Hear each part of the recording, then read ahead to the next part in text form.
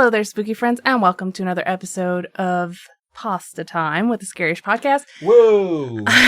That was the cutest little woo. Woo! I like your woo. Woo! I'm Grace Zandias, Hello. and we're here to read you folks some pastas, some creepy pastas, not to be confused with fettuccine, spaghetti, all those other pastas. You really tried to make that joke like every time we've had a Pasta Time episode. And I feel like you're starting to tune it in. Maybe by episode 42 or so, you'll have like a really solid pasta joke. Chef's kiss. So creepypastas. Joke. Oh, yeah, I got that. Good stuff. Creepypastas are the short fictional horror stories that have been put up on the internet for the reading pleasure of the internet and for you folks. We're going to be reading 4 of those. You can find those at like Creepypasta, No Sleep, Reddit. Sometimes we do SCPs as well. And sometimes we have stories that have been submitted by our very own Spooky Friends community. We don't have any of those this weekend, although I think we have a couple in queue that just need to be proofread, and then we can toss them into the show. So that is always fun. Cool. I'm reading a short one, then a long one. Robin's going to read a long one. I will say, if you have a story that you would like to suggest, or if you have a story that is yours that you would like us to read on the air, feel free to email pastatime@scariest.com, and we would be more than happy to do that. So I will turn it over to Robin because I believe she's going first. All right. So I went away from the creepypasta.com website. I was like, you know what? I'm going to do something that's not on that source, and maybe it's something that you folks have not read yet. So hopefully this is something a little different. All right. So the first story I'm going to read is called The M Show Fan Club. Okay. And it begins like this. When I was 9 years old, I had a favorite TV series. It had human actors and actors in animal suits and funny educational clips in between. I don't want to name it because it was a really good show, and this story is not at all a fault of the show. I'll just call it The M Show. I'm picturing Castle Cove already. Is that what that one's called? That one is called Castle Cove. Yeah, I remember that one being super creepy. Or Candle also. Cove. Candle Candle Cove. Cove. You're not allowed to That's the read it, by the way. Because it definitely pops up like every time I search for it's like because solid it's been turned creepypastas. into a show. It's like, yeah. It's very much like copyrighted up the butt. The M Show was running for years, and I had been watching it for as long as I can remember. I always sat down straight after school with my older sister, Scarlett, and my best friend, Brandy, who lived next door. It was a ritual. Every day, the 3 of us sat together, with sweets, if our mom allowed it, or else with apples or grapes. And in the breaks of the show, we talked and gossiped about all those important issues in our lives. Then, I remember it was a warm summer Friday. Scarlett found a prize competition in one of her girl magazines. It asked questions about the show, and the first prize was to travel with your parents to Disney World. I would fucking kill to do that. Maybe not with my parents, but to Disney World. I was going to say, you would kill to travel to Disney World with your parents. Nah. But even better, everybody who sent in the correct answers would become a member of the M Show Club, a fan club for the show. The same day, after watching the M Show, the 3 of us huddled together on the couch to answer the quiz. The questions were very hard. They asked details about old episodes of the show. Without Scarlett, Brandy and I would never have managed to answer all of the questions. Scarlett begged our mom for stamps and envelopes, and we filled the 3 envelopes each with a paper with our names and contact details, and the answers to the questions. Scarlett even told us to vary our answers slightly so that we wouldn't be called out for cheating. So smart. Started early. I say that because in college, man, everybody works together on stuff, and you just gotta... It's collaboration. Yeah, That's what you do when you're in the real world. Don't look down on it. I've definitely been caught cheating in college. What? Yeah, because it was like too much collaboration because they thought our code was too much alike. It was back when I was doing programming. Oh, okay. Yeah, see, with coding, though, it's like everybody has their own way of coding, I feel like. I mean, when you're learning the basics of coding, I felt like that was a little bit of bullshit. I still wound up getting a 0, and I definitely didn't argue. So then after that, I was just like, I'll change my major. How about that? Fuck you. All right. So the letters were sent off, and every day we all rushed to the mailbox to get The M Show Club badges. When the first snow began to fall, we stopped checking the mailbox. Brandy was still passionate about the show and watched it every day, but Scarlett lost interest. When Scarlett stopped watching, I too began to skip the show. Brandy still came over, but she was the only one watching. I sat next to her while working my way through Scarlett's old girl magazines. It was early spring. I remember there were tulips in the garden, and my mom reprimanded me for plucking 2 to decorate the kitchen table. But what? Just let kids be kids. It's only 2. But then Maybe again, she it's had, like planted them and she was upset. But then again, it's like, oh, I'm only doing this drug once and then it turns into a fucking snowball of taking drugs. So I guess you have I'm to very be confused where reprimanded. drugs and tulips match up on this. I said, because I was just like, it's just 2. It's fine. But that's not the same. It doesn't apply to everything, though. Tulips, yes. Murder, no. Yeah, right. But right after her lecture, she handed me a small square letter with my name printed on it. The back said, "Welcome to the M Show Fan Club." There was not much in the envelope, only a short leaflet that welcomed me to the club and a small ID card with my name on it, a big logo of the show, and in black letters, the M Show Fan Club. And in the line below, in big black letters, was the word member. Brandy got her envelope the same day. She was glowing with happiness. Scarlett was jealous at first, but 2 days later, she got her envelope too.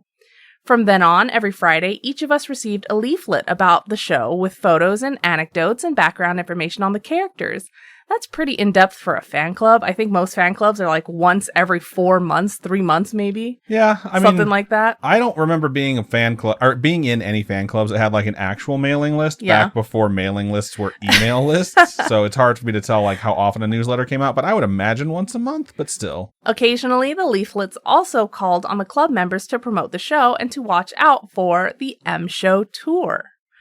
Either way, it worked. We loved the show afterwards. I think from that day on, after I proudly stuffed the membership card in my bag, I didn't miss a single episode.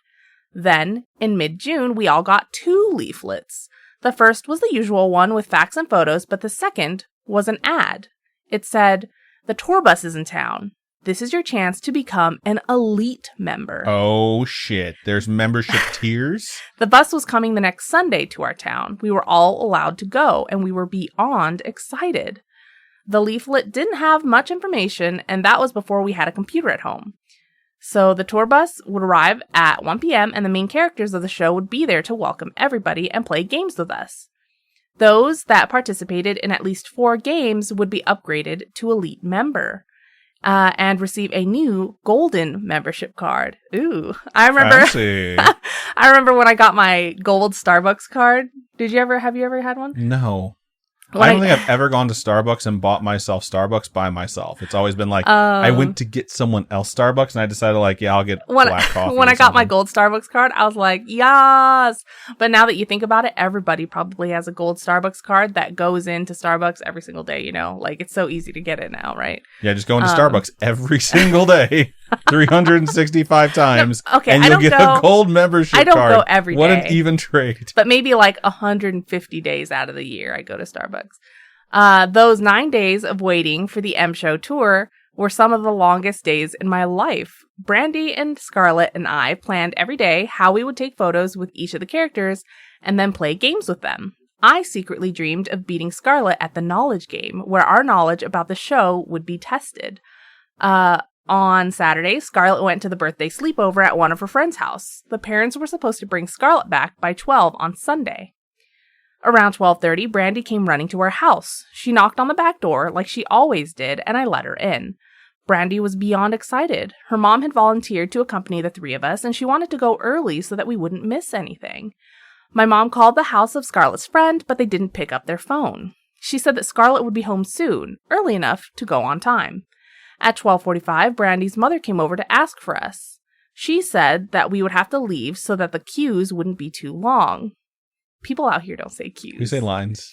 My mom said we would wait for Scarlett, but Brandy threw a tantrum. She was scared that she wouldn't be able to hug all the characters if we came late. That's such a kid thing to do, though, right? But I want to hug them all. Brandy's mom decided to drive. I wanted to come along, but my mother said that she would drive Scarlett and me. So I felt like I was being punished for Scarlett's being late. I begged. I cried. Nothing helped. Brandy went alone. Her friend's parents dropped Scarlett off at 13:40, which is 1:40 p.m. I was mad at her, but my mom said if I made a scene, we wouldn't go at all. So I relented. We arrived around 20 minutes later at the big parking lot where the bus was scheduled to stop. We saw the crowds from the distance, parked the car, and walked over. I asked my mom where the characters of the show were. She said that they were just behind the crowd. They all held the M Show tour flyers, but it looked as if the crowd were mostly parents. They stood in a half circle towards the edge of the parking lot. Some of them looked concerned, but most of them were laughing and talking.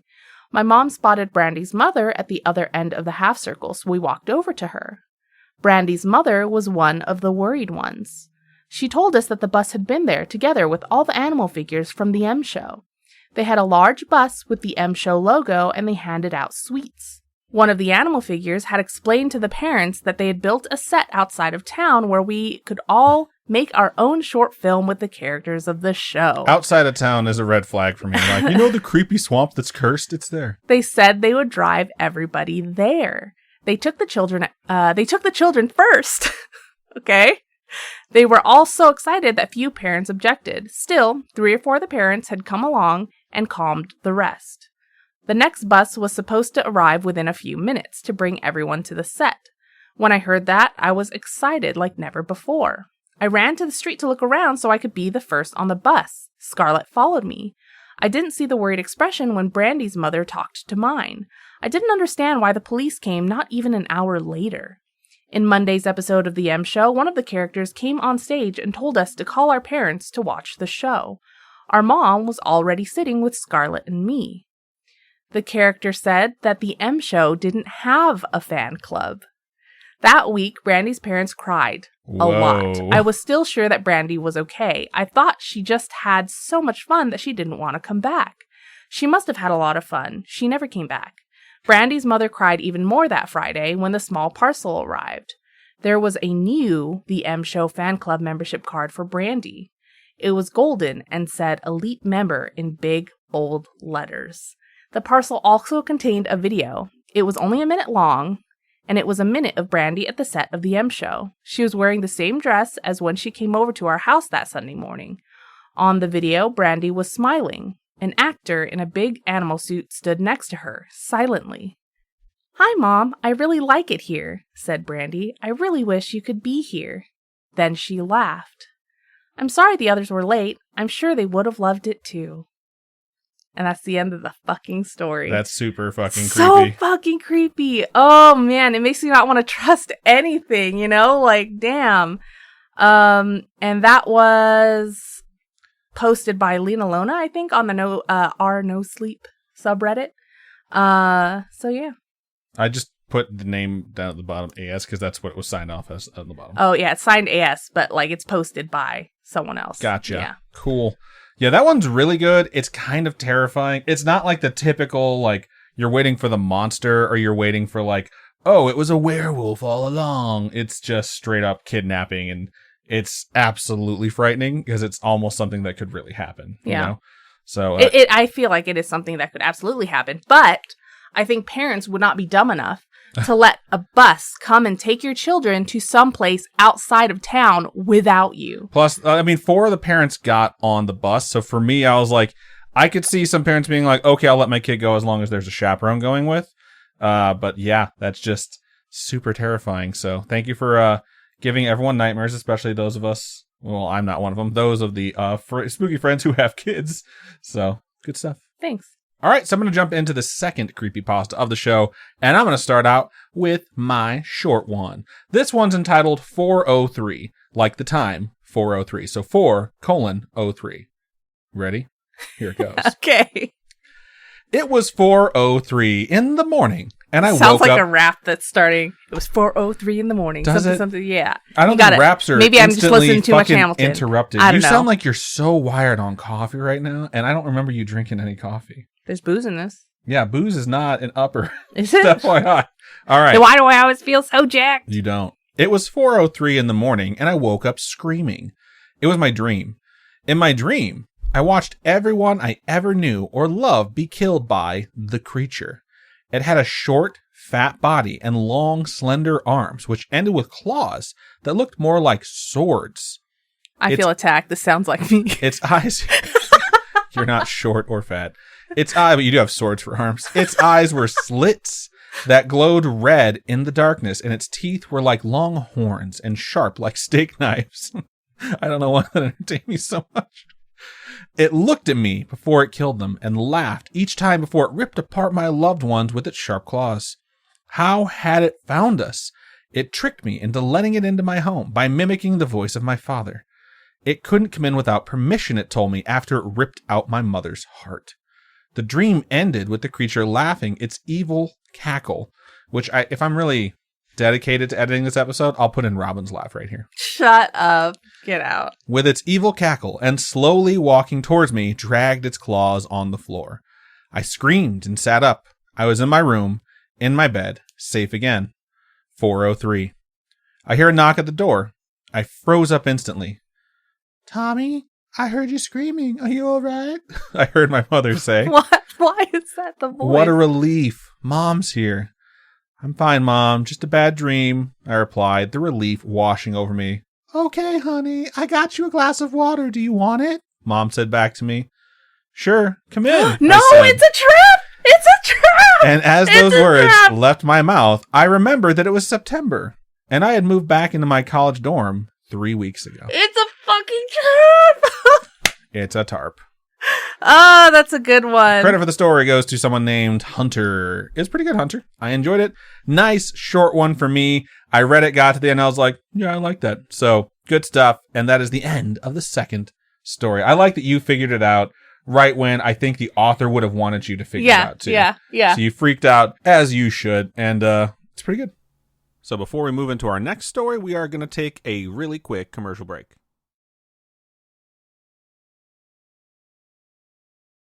And we're back. All right. So this next story, and the last story we're going to have for the show, is called Persuaded. And it goes like this. It's been 2 weeks since this whole thing started. It all started with a tanker accident. It was all over the news. Everyone thought it was just another oil spill. There were plenty of volunteers, plenty of people wanting to help the poor defenseless animals, plenty of victims.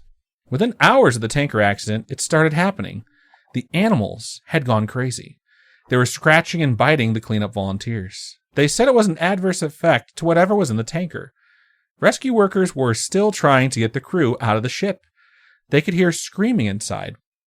Screams to open the doors. But that's when it all went to hell, as soon as they cut the door out. There were 6 minutes of broadcast before it went silent. 6 minutes of screaming and agony. The ship crew attacked the rescue workers like rabid baboons, breaking bones and tearing flesh. The people on the shore weren't faring any better.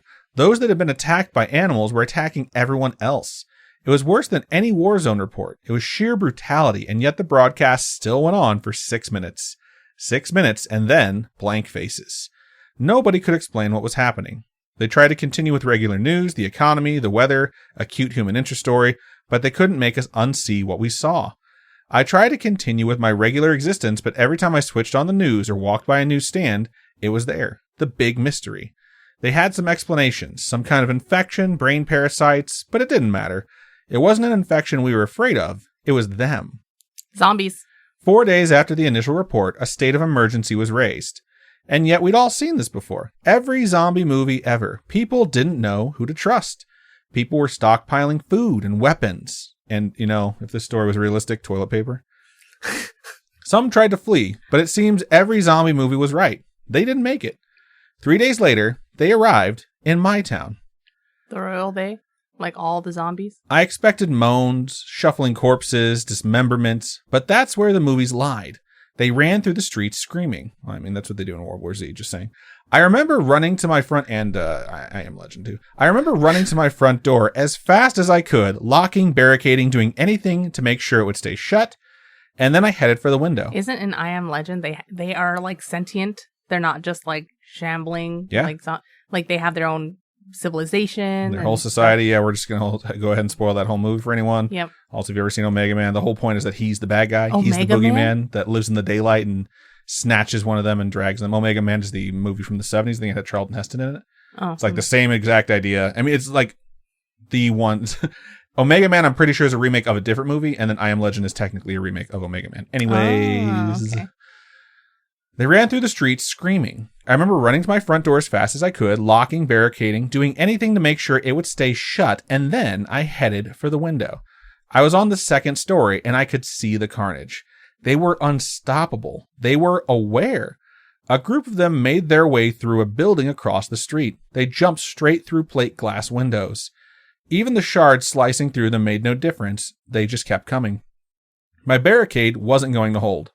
I rushed around my flat, grabbing supplies and jamming them into the most secure room of the flat. I went back for one last look across the street, and I wish I hadn't. In a second-story window, my face met one of theirs. They knew where I was. I quickly dashed into the room and locked the door. I don't have any kind of panic room or a secure basement, so the safest place I could think of was my bathroom. No windows, one door with a lock. And a toilet. Just saying, that's also nice. I had filled my sink and bathtub full of water so I could stay for a while. So I sat there in the dark room with distant screams in my ears. I began to feel like I may have overreacted. It had been, how the fuck would you feel like you overreacted in this scenario? It had been 2 hours and no sign of them. It actually got quieter and I thought they had moved on. I would not survive in a zombie movie in this scenario for one specific reason. At some point, I would sleep. And when I sleep, I snore. So they will know where I'm at. So any of you snorers who think you're going to survive a zombie movie, you're not. Anyways. You're fucked, babe. Maybe I could leave the room, get to the kitchen, grab more food to wait it out. A crash came from the front door. The sound of someone running full force into the door and knocking down the barrier behind it. There was a couple more crashes before I knew they were inside. Oof. Rapid footsteps moving around the flat, a couple screams, and then a bang on the wall beside me. My eyes were open to their widest, even in the pitch black darkness of the room. Another bang, and another. They knew I was there, and they knew I was scared. This was the zombie nightmare I had been expecting from the start. I had nowhere to run. There was only so much time before they would break in. I sat with my back to the door, hoping my extra weight would make it harder for them to get in. And then it got worse. Oh, no. Why don't you open the door? What's with the voice? A voice on the opposite side of the door. No screams or moans, just a quiet, whispery voice. And then more of them. We've come for you. You'll be happier if you open the door. It's not so bad. The whispery voices Don't ever whisper to me. became a cacophony of noise trying to persuade me, to break me, to fool me. I had heard the moaning of zombies would drive people insane, but this was worse. It was a siren's call. I sat in the darkness and hoped and prayed that they'd get bored. But they don't get bored, and they don't leave. I managed to use the mirror to peek under the door, only to be greeted by horrible, unblinking eyes, blood-smeared faces, screams, and more horrible whispers. That was 2 days ago. I don't know what to do anymore. Maybe it won't be so bad. Ooh. That's the end, and that's why the story's called Persuaded. Credit to Chris Stewart for that one. It was pretty good. Thanks, A little Chris. bit World War Z-ish, but they definitely have more sentience, so it's kind of odd. If they have that much sentience, why would they continue to choose to do that unless they were just straight up dickheads anyways? But yeah, thank you so much for writing that, Chris. We If appreciate you were it. a sentient zombie, would you go after like people that you hated and you were just like, I'm a fuck you up? I don't really have people I hate. Don't lie to me. I don't. Like you, obviously. Like you're the first to go.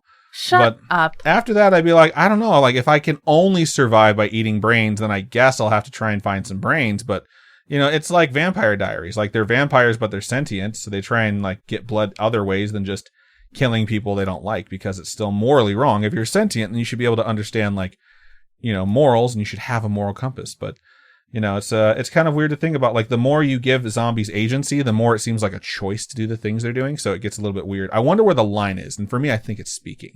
If they're smart enough to speak to you, then it just seems like they're just evil rather than just being like these mindless things that are coming after you, which makes them scary. But that's like the whole idea behind The Walking Dead, you know? It's like zombies are scary, but the monsters are the human beings that survive. So we don't kill the living.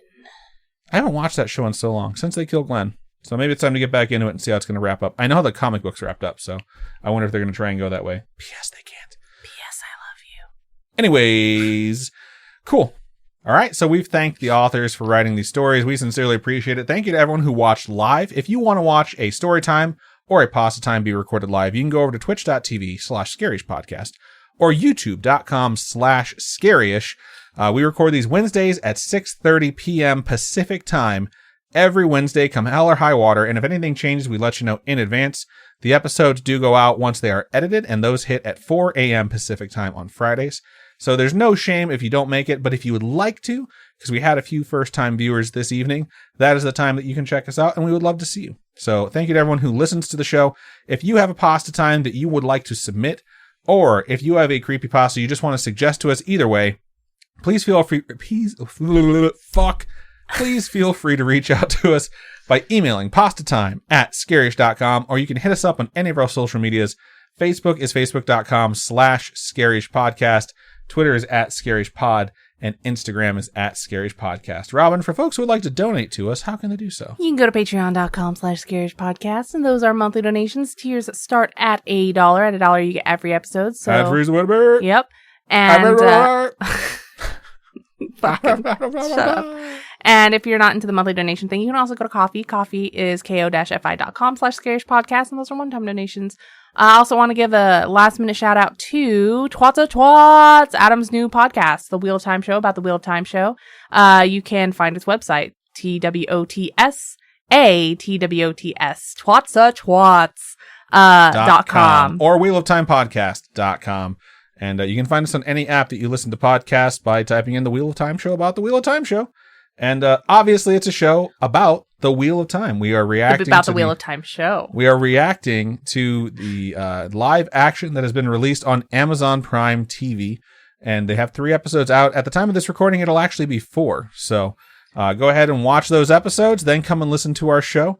It's a fun time. We have a really nuanced critique while also having a really fun time. We have segments like WTF Rafe, which is directed specifically to the showrunner, Rafe Judkins. Or and we also have Who's Hot on Twat, which is typically with Faye, who is our third chair, and she lets us know who the MVP and MSP, the most valuable person and the most sexy person of the episode was. Those are really fun, and Garrett, our main chair, is also the editor, and he does some fantastic stuff with it, so please check it out. It's super fun. Thank you so much for bringing that up. I totally forgot about it. You're welcome. That's everything we have for you for this episode of Pasta Time. So, Robin, why don't you go ahead and sign us out? Keep on creeping on, and we'll talk to you guys next time. Bye-bye. Bye.